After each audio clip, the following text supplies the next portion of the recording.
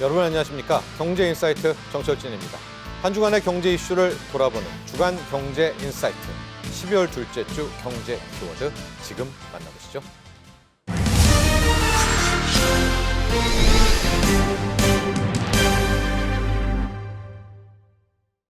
트럼프 당선인 관세에 진심인 것 같습니다. 지난 주말에는 브릭스 국가들을 향해서 달러에 도전하면, 달러 패권에 도전하면 100% 관세 부과한다. 미국에 수출할 생각하지 말아라. 뭐 다 관세입니다. 이 트럼프 이기는 거의 관세로 시작했다 관세로 끝날 것 같습니다. 뭐 자주 나오는 영상인데 나는 관세라는 단어를 정말 사랑해요라는 그 영상도 자주 나오는데요. 네, 아름다운 단어. 네, 아름다운 네. 단어라고 네. 하는데 사실은 저희가 그 트럼프 대통령이 당선되기 이전에 공약집을 보면 크게 관세 측면에서는 두 가지 흐름이 있었습니다. 하나는 트럼프 상호 무역법이라는 게 있는데요. 이건 뭐냐면 어떤 나라가 미국에 대해서 부과하는 관세가 미국이 그 나라에 부과하는 관세보다 높으면 미국이 불평등하잖아요. 그러면 그 차이만큼 미국도 부과를 해서 눈에는 눈, 이에는 이를 맞추겠다라는 게 트럼프 상호 무역법이었었습니다. 두 번째로는 보편 관세, 그러니까 지금 미국이 어떤 나라를 상대로 부과하고 있는 관세에다가 추가적으로 10% 정도 더 부과하겠다라고 하는 얘기를 했었고요. 이것도 관세 얘기죠. 그리고 뭐 사실 여기다 이제 격가지로 하나 더 있는 건 중국산에 대해서는 10%가 아니고 60%까지 관세를 부과할 수 있다라는 얘기를 했는데 얼마 전에 뭐 좀 이따 저희 얘기 나누겠지만 캐나다와 멕시코라고 하는 어떻게 보면 미국과 자유무역 협정을 맺고 있고 바로 인접한 나라들 두 나라를 콕 집어서 너네들에 대해서 우리가 25% 관세를 부과할 수 있어. 그리고 중국도 우리가 할 거야라는 것들을 보여줬고요. 실제로 내각 인선하는 거 보니까 중국에 대해서도 굉장히 반감을 많이 가진 사람들이 대부분이고 그리고 관세에 대해서는 대부분 트럼프의 생각과 공유하는 사람들이 대부분입니다. 결국은 관세의 진심이다라는 앵커의 말씀이 이해가 되는 거죠. 네. 그런데 지금 얘기를 좀 들어보면은 멕시코와 캐나다, 중국에 대해서는 구체적인 이야기가 나왔지 않습니까? 뭐 25% 관세, 중국에는 뭐 보편적으로 10% 관세. 이유를 댔는데요. 멕시코 같은 경우에는 마약 때문에 또 불법 이민자가 미국을 어지럽게 하기 때문이다. 중국에 대해서는 펜타닐 문제를 해결해야 되는 이제 마약. 그 크게 보면 이제 관세를 마치 미국 사회를 어지럽혀서 관세를 부과한다 이런 거 같은데 이거 아니잖아요. 그냥 미국만 잘 살기 위해서 아닙니까? 크게 보면은. 그렇죠. 네. 그러니까 우선은 시청자분들께서 좀 이상한 게 잠깐만 해결책이 이게 아닌데라고 생각하실 수 있는 게 외교 문제지 않습니까? 불법 이민자 많이 넘어오고 그다음에 마약이 들어오고 이거 외교 문제일 수 있잖아요. 이런 문제들을 관세라는 경제 정책을 갖고 풀어낸다. 그럼 뭔가 이거는 뭔가 다른 문제 아니야라는 생각을 하실 수도 있을 수 있는데요. 사실은 앵커께서 말씀해 주신 대로 사실은 관세라는 카드로 옥죄므로써 근데 생각해 보시면 타이밍을 보세요. 지금 취임 1월 20일 이전입니다. 내년 1월 20일 취임이잖아요. 그럼 취임 이전에 이 얘기를 왜 미리 했을까? 자, 취임 때까지 알아서 카드 좀 갖고 와. 알아서 카드를 갖고 오면 내가 보고 어느 정도 이걸 실행하고 어느 정도 대물릴지 판단할게라는 것에 결국 협상의 카드로 쓰고 있다는 말씀이 맞는 것 같고요. 실제로 줄을 세우네요. 줄을 세우고 있고요. 그리고 실제로 이 얘기가 나오자마자 3일 만에 프랑스의 트리도 총리는 바로 미국으로 날아갔습니다. 어디로 날아갔냐면 트럼프 전 대통령의 별장이 있는 마라라고 플로리다로 날아가서요. 회담을 했습니다. 그리고 회담 결과 트럼프 대통령 그리고 트리도 총리 둘 다 굉장히 만족할 만한 성과를 냈다라고 하는데 그 만족할 만한 성과라는 게 결국 뭐냐 하면 미국에다 더 우리가 해줄 수 있는 거 해주겠습니다. 우리는 이런 카드를 낼 수 있습니다. 인 거죠. 그렇습니다. 근데 캐나다는 그나마 워낙 혈맹 관계니까 바로바로 총리가 날아갔지만 그 다른 나라들이 좀 걱정인데요. 또 하나의 체크 포인트가 있습니다. 지금 캐나다, 멕시코 첫 번째로 트럼프 당선인이 언급했던 이 관세 부과 대상국이요. 크게 이제 준 FTA 그쪽은 아예 뭐 나프타 같은 다자국 뭐 무역 협정이라는 게 지금 다 있지 않습니까? 이게 지금 다 무시되는 건데 그렇다면 한미 FTA 뭐 무슨 FTA 싹 다 무시도 하겠다는 건가요? 트럼프가? 그러니까 재협상의 방향인 것 같아요. 재협상으로 재협상의 간다? 방향인 것 같은데요. 그러니까 뭐냐면 이런 것 같습니다. 지금 말씀 되게 잘 해주셨는데요. 그 나프타라는 게 1994년에 시작됐는데요. 그게 2018년에 트럼프 1기 때 난 나프타 싫어. 왜 이렇게 우리가 퍼줘야 돼? 그러면서 내 이름으로 재협상해서 내 이름으로 법안 만들어서 내 이름으로 협정 만들 거야 한 게 USMCA인데요. 시청자분들이 뭐 이렇게 이름이 어려워. 근데 되게 이름 쉽습니다. USMCA의 US는 미국의 US고요. M은 멕시코고요. C는 캐나다고요. A는 어그리먼트입니다. 그래서 US 멕시코, 캐나다 협정입니다. 그냥 그걸 줄여서 USMC라고 네. 하고 그게 나프타를 대체하는 건데요. 그러면 가장 지금 핵심이 되고 있는 건 뭐냐면 이 나라 안에서는 물건이 왔다 갔다 할 때 관세 안 매기겠다라는 그거죠. 거거든요. 예, 네, 그건데요. 예. 그럼 어떻게 보면 이 나라들, 그러니까 캐나다하고 중국하고 멕시코, 특히 캐나다랑 멕시코는 특징이 뭐냐면 두 가지 특징이 있습니다. 미국의 1위, 3위 수입국입니다. 미국 이 나라에서 수입을 굉장히 많이 하고요. 예. 시청자들께서는 캐나다에서 메이플 시럽 말고 또 수출하는 게 있었나라고 생각하실 수 있는데 네. 캐나다에서는 기름도 굉장히 많이 수출을 하고 있습니다. 네. 그래서 그거를 수출하는 나라인데 그리고 또 하나의 공통점이 있다면 미국이 무역 적자를 굉장히 많이 보고 있는 탑10 국가들의 제일 앞단에 있습니다. 네, 멕시코 딱 있죠. 네, 예. 있죠. 그래서 1위가 중국이고요. 네. 그래서 그런 의미에서는 트럼프가 어떻게 보면 굉장히 전시 효과가 큰 선택을 한 것 같습니다. 뭐냐? 자, 우리한테 피해를 주고 있는 나라는 협정이고 뭐고 필요 없고 우방이고 뭐고 필요 없어. 자, 와서 재협상.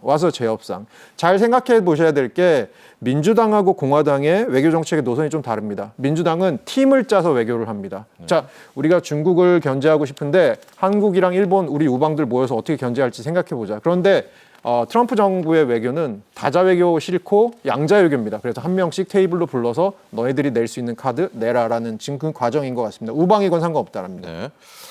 자, 이렇게 되니까 대한민국, 우리 한국은 안전한가? 지금 한미 FTA도 재협상을 할 수가 있겠다. 우리 교수님께서도 이야기를 해주셨는데 재협상을 우리가 각오하고 앞으로 그러면 우리도 뭐 시나리오 이런 전략을 짜야 됩니까? 우리나라는 어떻게 돼요? 그러니까 우리나라 같은 경우는 그럼 우선은 궁금해하실 게 그럼 아까 무역 적자 미국 대상으로 무역 흑자를 많이 보고 있는 나라 미국 입장에서 무역 적자를 네. 많이 지고 있는 나라가 어디냐 우리나라 어느 정도 있냐라고 생각을 해보시면 2023년 기준으로 8위입니다. 예. 그래서 이 탑10 안에 안 좋은 쪽에 탑10 안에 들어 있고요. 그러면 아마 우리나라가 트럼프와 테이블에서 마주할 게 아마 뭐 후순위는 아닌 나라 중에 하나일 것 같습니다. 그렇죠. 우리는 선순위겠죠. 이제 방위비 예. 분담 이슈들도 예. 있고요. 그래서 그런 의미에서 우리가 좀 준비를 할 필요가 있는데 그 준비라는 것은 사실은 앞으로 트럼프 행정부에서 일어날 관세 정책들이나 여러 가지들에 대해서 우리가 협상을 할 수 있는 준비뿐만이 아니고 기존에 우리가 USMCA라고 하는 가장 옆에 있는 근린 국가들까지도 저렇게 건드리는데 네. 우리랑의 FTA까지도 재협상할 수 있다는 가능성까지도 가지고 들어가는 게 좋을 것 같습니다. 네. 캐나다, 멕시코, 미국 입장에서는 가장 가깝고 가장 뭐 그들의 혈맹인데요. 거기도 예외가 아니다.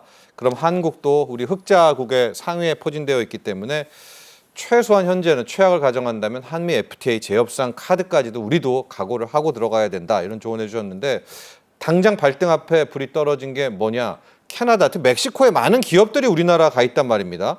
거기가 지금 관세를 맞게 된다면 여기부터 그러니까 크게 재협상 문제가 여기 당장부터 걱정이 좀 큽니다. 여기에 대한 지금 대책 같은 게 있나요? 제가 사실은 얼마 전에 무역협회에 가서 발표할 기회가 있었는데요. 거기에서 이런 수출 기업들의 그 경영자분들이 굉장히 많이 와 계셨어요. 그래서 발표 끝나고 밥을 먹으면서 이제 얘기할 시간이 한 두어 시간 정도 있어서 얘기를 해봤더니 제일 걱정이 그것이더라고요. 그러니까 뭐냐면 USMCA라는 협정이 있어서 근데 미국에 들어가자니 미국은 땅값도 비싸고 인건비가 엄청나게 네. 비싸잖아요. 그래서 멕시코로 많이 갔습니다. 왜냐하면 멕시코에서 물건을 만들어서 미국에다 넘기면 그거는 관세가 없으니까 네. 이렇게 생각했는데 이분들이 그러면 이거 트럼프가 하는 거 보니까 이거 멕시코에서 생산하는 것도 안 되겠는데라는 생각. 왜냐하면 지금 관세 얘기 나오는 건 뭐죠? 네. 멕시코에서 미국 국경 넘어갈 때 관세를 붙이겠다는 건 결국 어느 정도의 가격 경쟁력을 포기하라는 얘기잖아요. 그리고 이것의 더 근원적인 메시지는 멕시코에서 생산하지 말고 미국 안으로 들어와라. 미국 안으로 들어와. 예. 사업하려면 우리나라에서 팔려면 우리나라로 들어와라는 얘기잖아요. 예. 그러면 이분들이 아까 왜 멕시코로 가셨죠? 멕시코가 상대적으로 지가도 싸고 공장의 인건비도 싸고 네. 운영비도 싸니까 가신 건데 미국 시장 들어가시기 그렇게 쉽지 않습니다. 그러면 한국으로 다시 돌아오실까요? 그러면 미국 시장이라는 걸 포기해야 되는데요. 그럼 이분들의 선택은 어떻게 할 것이냐라는 부분에 있어서 굉장히 지금 어려운 부분이고요. 또 하나 제가 말씀드리고 싶은 부분 중에 하나가 우리나라 수출 기업 보통 생각하시면 대기업 수출을 생각하시잖아요. 네. 근데 기업의 숫자로 따지면 우리나라 수출 기업의 90%가 50인 미만 기업입니다. 예. 굉장히 작은 규모의 기업들이 수출을 하고 있거든요. 그러면 대기업 같은 경우는 미국 안에서 비중을 좀 늘릴 수도 있고 기존에 미국 공장이 있으니까 미국 비중 좀 늘릴 수 있고 조정의 여력이 있습니다만 이런 작은 기업들은 그런 조정의 여력이 딱 지금 멕시코에 공장 하나 나가 있는데 있겠습니까? 그런 측면에서 이런 기업들에 대해서 우리가 어떤 것들을 정부가 좀 해줄 수 있는지도 생각해 봐야 될 것 같습니다. 어떻게 해야 될까요? 그러면은 공장을 옮기지도 못하고. 그러니까 결국은 네. 이거는 정부 차원에서도 약간 협상력을 발휘해줘야 협상으로 풀어야 되나요? 네, 협상력을 발휘해줘. 그러니까 저는 그래서 항상 드리는 말씀 중에 하나가 공중전이 굉장히 중요해졌다라고 생각을 하거든요. 예. 큰 기업들 같은 경우는 자체 협상력이 좀 있겠지만 이렇게 조금 작은 하지만 작지만 강력한 우리의 건실한 기업들은 협상력이 좀 없을 수가 있거든요. 그런 측면에서는 정부가 조금 협상을 잘 해주는 게 필요하지 않을까 싶습니다.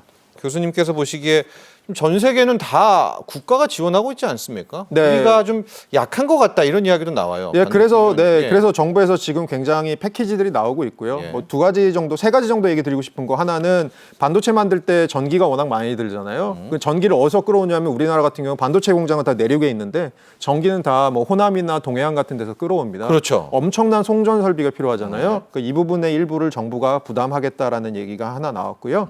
그다음에 반도체 기업들이 지금도 세액공제는 받고 투자에 대한 세액공제는 받고 있는데 앞으로는 요 세액공제의 폭을 좀 넓혀주고 그리고 R&D 저희 연구개발 같은 거 하는 것에 대해서 세액공제 해주겠다라는 얘기가 나오고 있고요. 그리고 저리 대출을 해주겠다 반도체 분야에 대해서는 그래서 산업은행에서 다른 산업보다도 조금 더 낮은 금리로 대출해주겠다라는 거 하나랑 마지막으로는 반도체 만들 때 불순물이 많이 나옵니다. 네. 이걸 세척하기 위해서는 깨끗한 물이 필요한데요. 용수 공급하는 것 같은 것도 이런 인프라에도 정부가 좀 도와주겠다. 이런 얘기들을 하면서 저희도 이제 본격적으로 반도체를 좀 도와주는 방향으로 가겠다라고 정부가 정책을 내놓은 것 같습니다. 그렇습니다. 정부 정책 또 국회에서 이런저런 이야기가 있지만 좀 상부상조 힘을 좀 내서요. 협력해서 반도체 산업에 또 집중적인 지원 필요할 것 같고요. 끝으로요. 최상목 경제부총리 6개월 골든타임 이야기 그걸로 마무리를 좀 한번 해주시죠. 아마 이야기도 잠깐 해주셨지만은 앞으로의 6개월 1월 20일 취임이잖아요. 트럼프. 네. 여름까지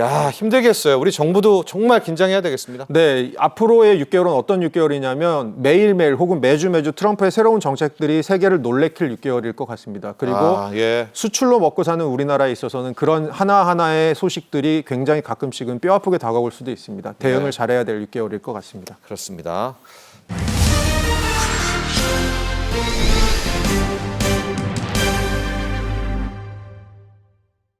자, 오늘 이제 나눠볼 이야기가 2차 전지 중에서 이제 포스코 그룹의 수산화 리튬 국산화 성공된 이슈 그리고 트럼프 2.0 시대에서 2차 전지 또 우리 전기차에 나아갈 방향 이렇게 이야기를 해보도록 할 텐데 여기에서 개념 정리를 먼저 좀 해주셔야 될 것 같아요. 2차 전지 투자하시는 분들도 그냥 리튬 이렇게 알고 있고요. 또 어떤 분들은 탄산 리튬하고 수산화 리튬도 헷갈리고 있고 뭐 2차 전지 얘기하면서 또 탄산 리튬을 이야기하고 있고 이번에 성공한 건 수산화 리튬이잖아요. 네. 이거 한번 개념 정리해 볼까요? 리튬, 탄산 리튬, 수산화 리튬 이게 어떻게 다른 건가요? 배터리의 우리가 이제 종류에 따라서 사용되는 리튬이 다른데요. 우리가 주로 이제 우리 업체들이 하는 배터리는 삼원계 배터리라고 그러죠. NCM 또는 NCA 네. 이런 이제 안에 이제 원소에 따라서 니켈, 코발트, 망간 그건가요? 니켈, 코발트, 알루미늄 뭐 이런 식으로 이제 나뉘는데요. 이런 배터리에 사용되는 리튬이 이제 수산화 리튬입니다. 그러니까 우리 업체들이 그동안 이제 중국에서 아까 자막에 나온 것처럼 거의 80% 이상을 수입을 해오고 있는 그런 상태이고요. 반면에 이제 중국 업체들이 거의 세계 시장을 독과점하고 있는 LFP 배터리, 인산철 배터리는 그보다 그레이드가 조금 낮은 탄산 리튬을 사용을 합니다. 네, 그래서 두 개가 원래 가격은 예전에는 훨씬 이제 수산 리튬이 비쌌었어요. 근데 요즘은 워낙 이 중국 업체들의 수요가 많다 보니까 가끔씩 탄산 리튬 가격이 조금 더 비싸지는 그런 지금 사이클도 왔다 갔다 하고 있는 그런 상태고요.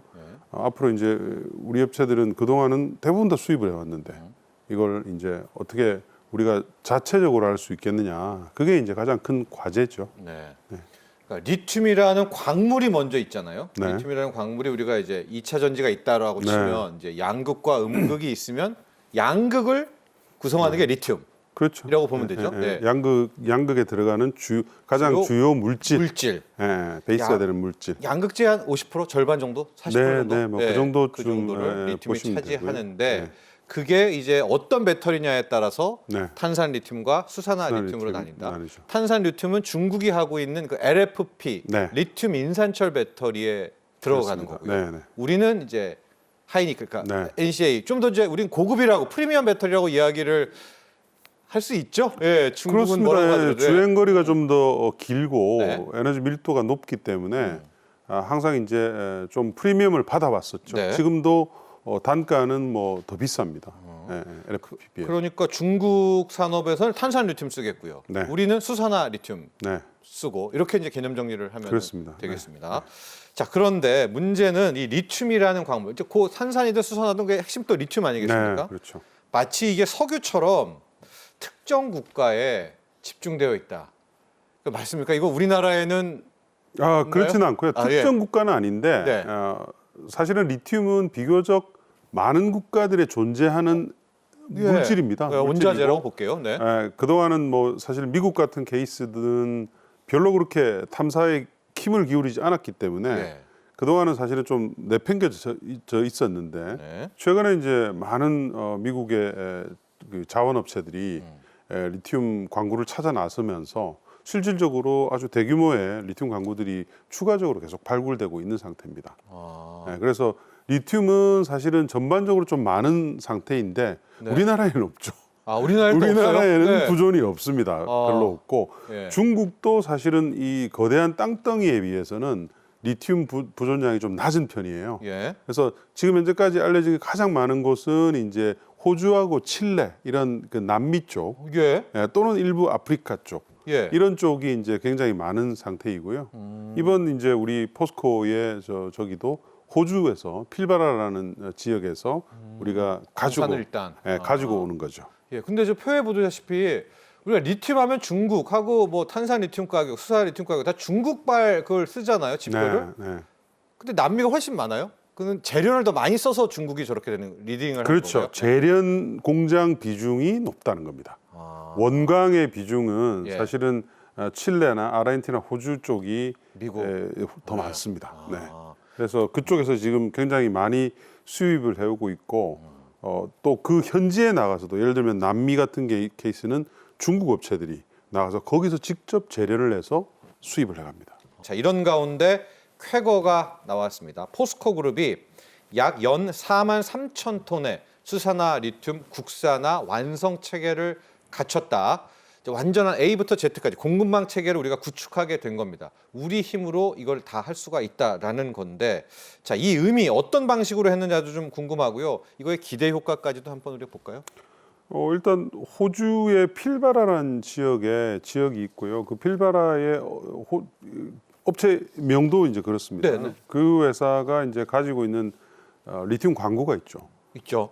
그리고 그 회사의 지분 투자도 소량이라도 했고 예. 포스코가 예. 그러면서 이제 거기서 나오는 리튬을 갖다가 공급하는 조달받는 이제 계약을 맺어서 네. 한국으로 원광을 가져 들어와서 아, 우리가 재료네요. 우리가 재련합니다. 우리가 재련하고 그 재련하는 기술도 조금씩 다르게 해가지고 두 개의 이렇게 라인을 가지고 예.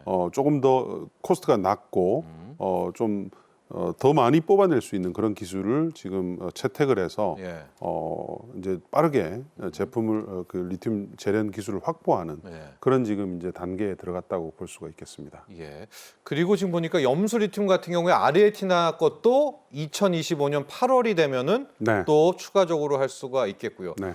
아, 포스코는 이미 재련 능력이 있기 때문에 광석만 들여오면 저런 힘이 좀 있는 것 같습니다. 그렇습니다. 예. 그렇죠. 원래 그 원재료를 그 핸들링하는 뭐 굉장히 오래된 기업들이기 때문에 예.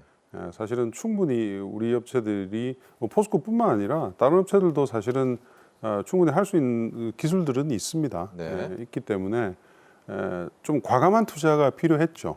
그런데 포스코가 시작을 했고 또 네. 최근에 이제 셀 업체들이 직접적으로 남미도 그렇고 미국에서 직접 광구를 계약을 해서 네. 리튬을 조달하는 그런 계약들을 지금 하고 있는 상태입니다. 이렇게 중요한 수산화 리튬이라면 왜 포스코 그룹만 지금 국산화했지 다른 곳은 안 하고 있나? 할 것 같은데요. 광산 찾아가서 하고 다른 곳의 현황은 어떻습니까?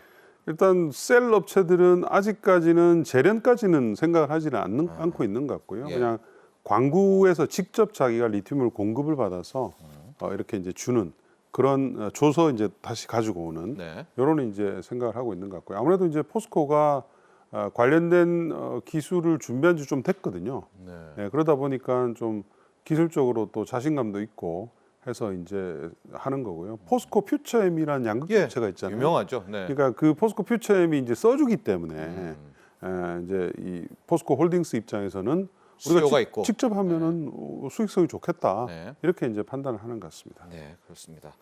또 보면은 에코프로 이노베이션이 삼성 SDI와의 또 관계도 있고 네. 또 이녹스 리튬 여러 가지 회사들이 도전하고 있는데 아마도 포스코가 이제 재련 시설 또 강점이 있기 때문에 네. 그리고 포스코 퓨처엠이라는 양극재 또 연관 계열사가 있어서 좀 더 빠르게 이렇게 국산화에 성공할 수 있지 않았나 이렇게 분석을 해보도록 하겠고요.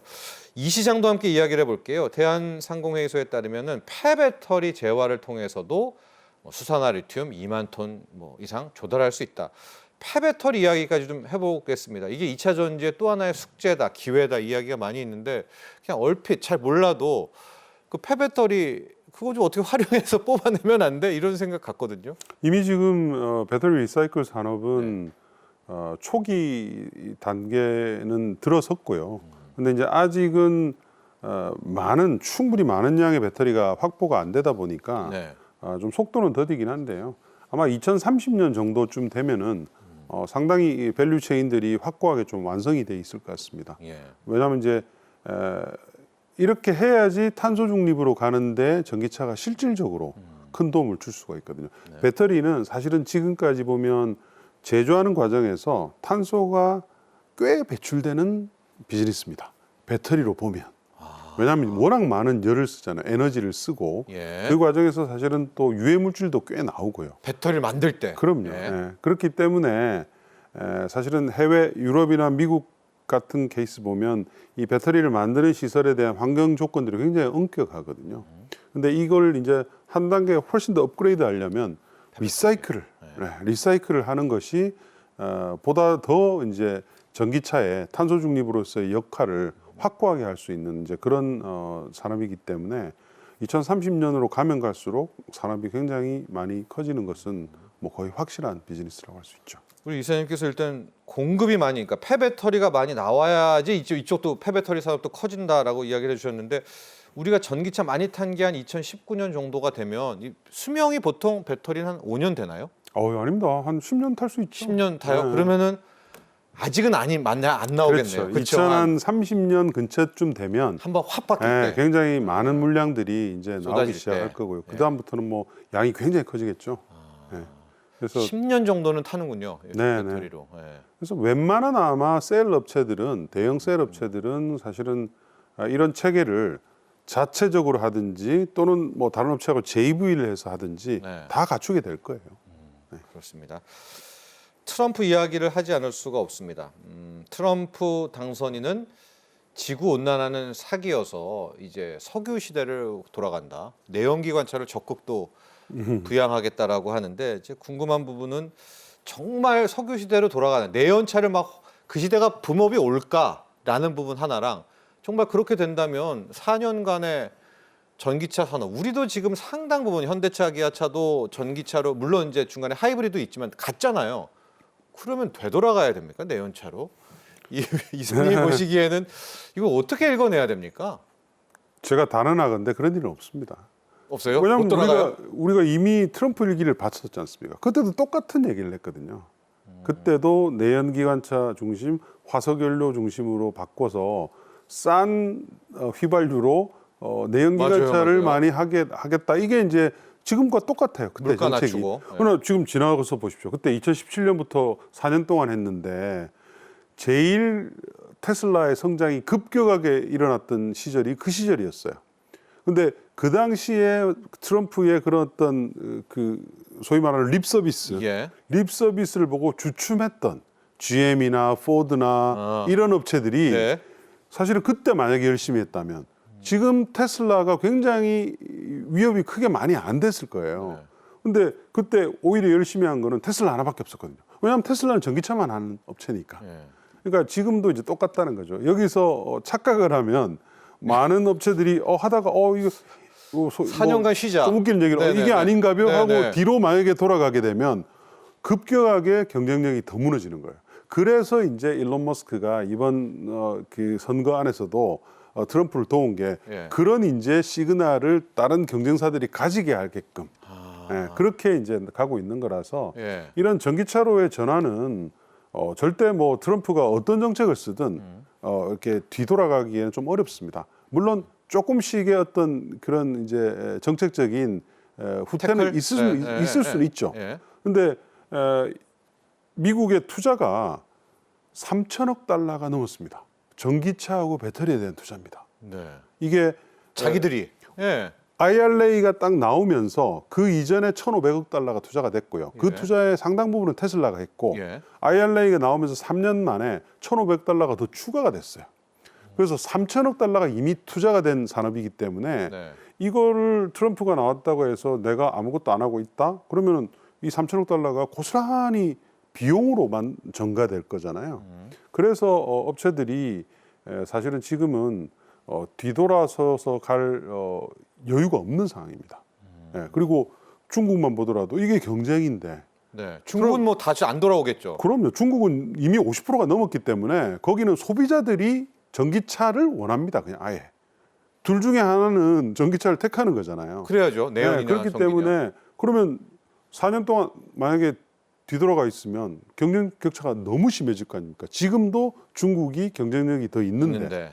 예, 그렇기 때문에 이제 극단적인 어떤 그 결과는 나오기 좀 어렵고요. 다만 이제 전기차 보조금이라든지 이런 이슈를 이제 좀 건드릴 테니까 그거를 이제 어떻게 그 견제하는, 협상. 협상하는 이런 것들이 이제 남아 있죠. 예. 우리 K배터리가 또 미국에는 정말 많이 투자를 했습니다. 이 점을 또 강력하게 앞세우면서 협상에 이제 앞으로 묘를 살려야 될 때가 왔다. 우리가 그 어필할 수밖에 어필을 할 수 충분한 이제 능력이 되는 이유는 우리 말고는 없어요. 이런 능력을 가진 국가가 중국과 한국밖에 없습니다. 중국은 지금 잘라내고 있으니까. 중국은 지금 중국을 막기 위해서 한국을 쓰는 거거든요. 예. 그러니까 우리가 없으면은 이 두 지역은 중국에 의존할 수밖에 없고 예. 이러면 중국의 패권이 커지기 때문에 이 두 국가들은 안 좋은 거예요. 네. 이거는 트럼프의 전략과도 동일하지 않습니까? 그렇죠. EU의 전략과도 동일하고요. 그래서 우리가 좀 더 적극적으로 목소리를 내는 것이 충분히 먹혀듭니다. 네. 예. 자, 우리 K배터리의 나아갈 방향까지도 이야기 들어봤습니다. 자, 지금까지 도움 말씀 주셨던 한병화 유진투자증권 이사 여기서 보내드리도록 하겠습니다. 오늘 감사합니다.